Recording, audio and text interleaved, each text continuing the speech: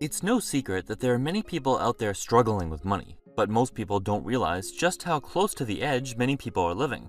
In this video, we'll take a look at just how many people are living with little to no money for emergencies, and go over one single financial achievement that could instantly set you ahead of about 4 in 10 Americans. Bankrate does an annual survey to find out how people are doing financially. They asked people about their emergency savings, and the results were alarming. 40% of respondents don't have enough money to cover a $1,000 emergency. This means that someone who simply has $1,000 set aside for unexpected situations is ahead of 40% of people when it comes to saving money. Considering that 6 in 10 people faced an unexpected expense last year, it's clear that financial emergencies aren't just a possibility, they're a real, frequent occurrence. If you knew there was a 60% chance you'd need an emergency fund within the next 12 months, and every year after that, wouldn't you do everything you could possibly do to make sure you're prepared? The reality is that life throws curveballs, and without a safety net, those surprises can quickly become major setbacks. Constantly worrying about how to cover an unexpected expense adds unnecessary stress to your life. That stress isn't just frustrating, it can have a serious impact on your mental and emotional well-being. Being prepared with even a small emergency fund can offer peace of mind and help you handle challenges without the looming fear of financial turmoil. $1,000 doesn't go very far these days, especially when you consider how quickly even a small emergency can add up to that amount. For instance, something as simple as a car repair, like fixing a broken alternator or replacing worn-out brakes, can easily cost $1,000 or more.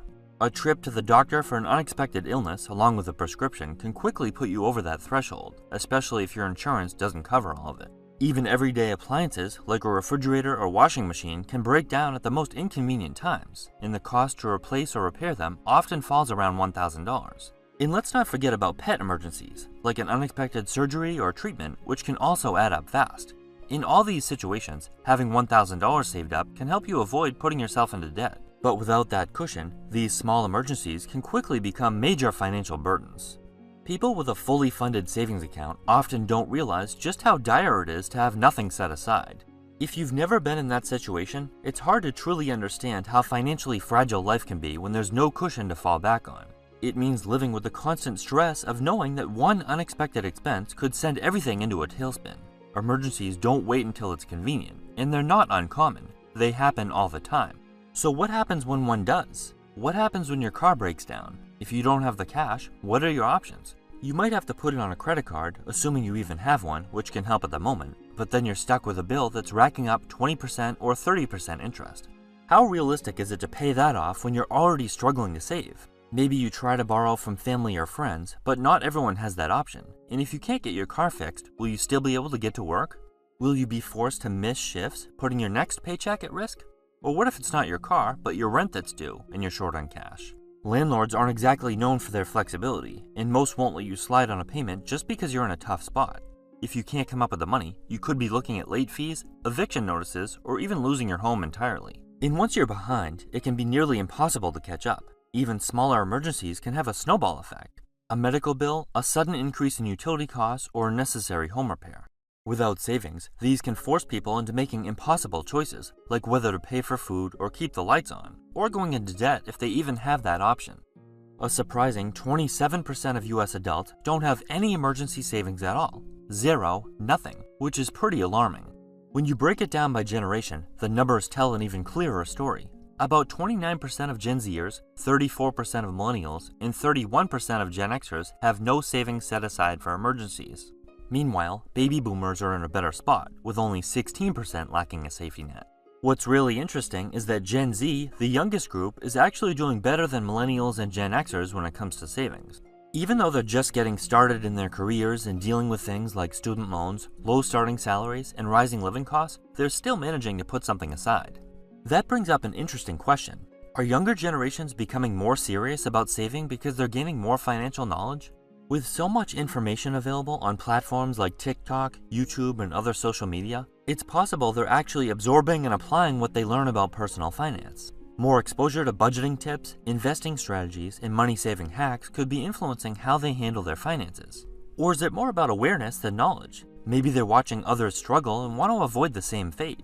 With the cost of living rising, student loan debt piling up, and so much economic uncertainty, younger generations just might be more aware of the financial hurdles ahead and doing their best to prepare.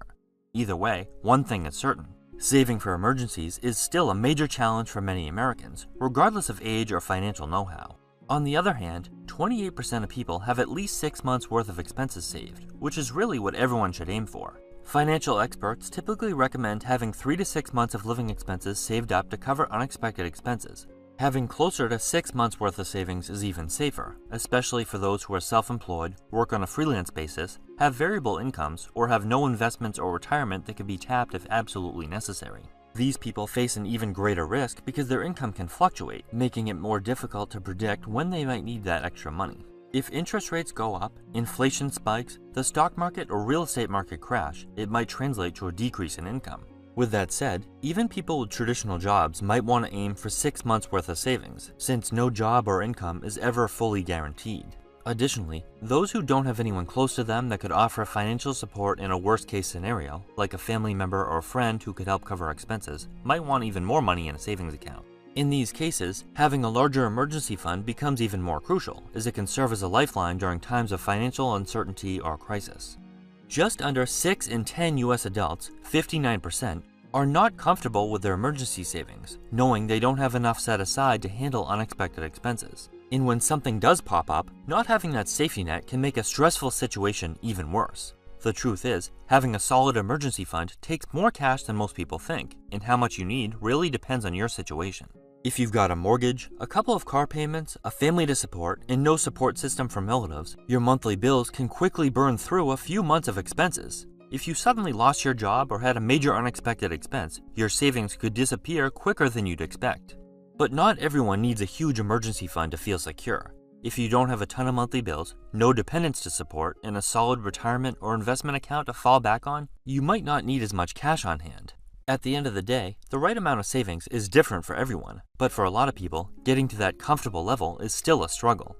The majority of people, 68%, say that inflation and rising prices are making it harder for them to save money. With the cost of everyday essentials, like food, gas, and housing, continuing to climb, many are finding it difficult to set aside extra cash. 47% of respondents pointed to high interest rates as another major factor impacting their ability to save. Whether it's more expensive borrowing costs or higher credit card payments, these rising rates are putting added pressure on household budgets.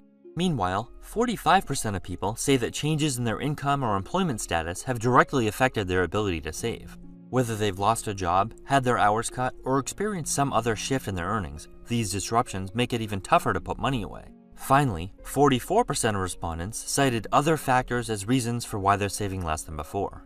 It's crazy to think that having just $1,000 in emergency savings puts you ahead of 40% of Americans. This isn't just a personal money problem, it's a nationwide issue. When so many people are one unexpected expense away from financial trouble, it has ripple effects on the entire economy. More people relying on credit, taking on more debt, and dealing with higher stress levels can lead to lower productivity, reduced spending, and a heavier strain on social services. But could younger generations be shifting this trend to a different direction?